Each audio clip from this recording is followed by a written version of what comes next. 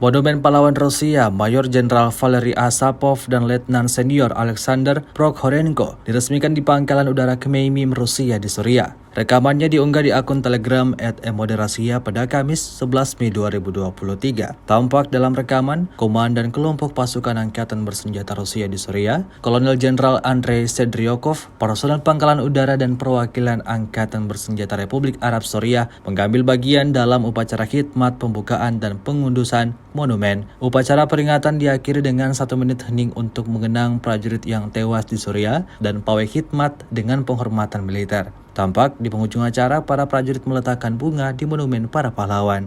Video ini viral dan dibanjiri berbagai komentar positif dari warganet.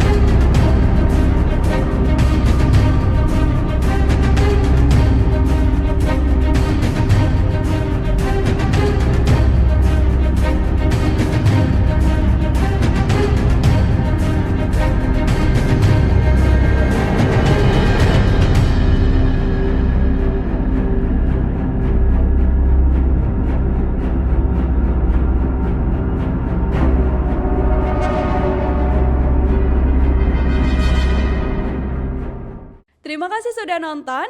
Jangan lupa like, subscribe, dan share ya.